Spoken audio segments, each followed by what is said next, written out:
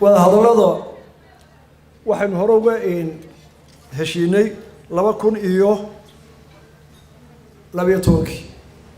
شركة لندن أيها قرية شنو وقرادين لو هذا شركة أنا وحكي صوب حي إن نوضح هذا إنه ولا دولة السمانة وأنا تلابد ورسول هذا الكلام كبلامي وهذا الكلام وحكي على لابد دولة السمان وحنا كنا معنا لابد دولة السمان وحكي سوق قادم ميسور ereyga isdhexgalka heshiiska waxaan ku soo galay waxa weeye isdhexgalka siyaasadda la isku dhexgalayo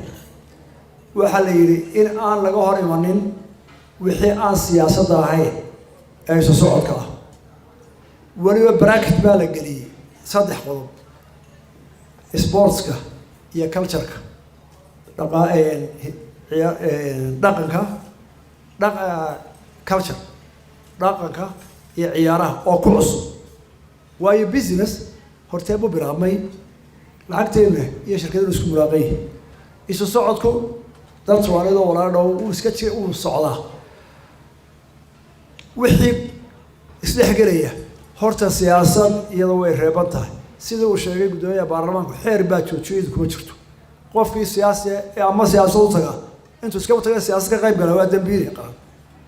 isdhexgalka kale wuxuu ku xidhnaanayaa إيران النهاية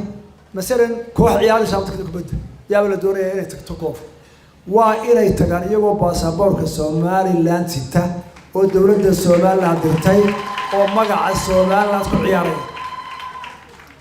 كوح موسيقى تجيس أمر هو تجيس واحد تجيس باسبور سومالي لان يعلق السومالي لان يمجا السومالي لان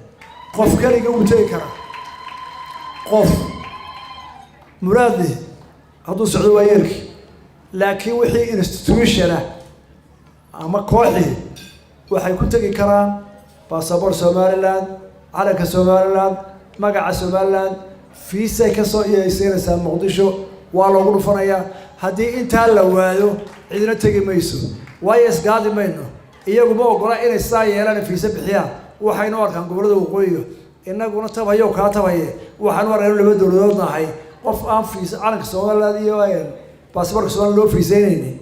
isugu tagayeen ma xili karo shaqo lacagta isdhex gashay businesska isdhex galay ma xili karo ee qofka sodonkiisa siyaaranaya ama qofka ka u tagaya ama qofka shakhsiga muraadkiisa tagaya imika hadda radna awood oo socda waxaan ku soo gabagabeynayaa waxaan oranayaa Somaliland marmar baan la yaabaa dadka baqday ay dhaa waxba sana de horta nimanka waxaan dhahnaa xornimadii naga luntay 60kii way luntay raad aynu nahay ninka raadina dib walba u mara baqdo shaki ma qaba isaga baadisa doonaya qolada geela raadisa markay socodku dheeraado geelu in badan u maqan yahay saalada ay taabtaan saalada geel ayaa la eega markaasay saalo qoyan helaan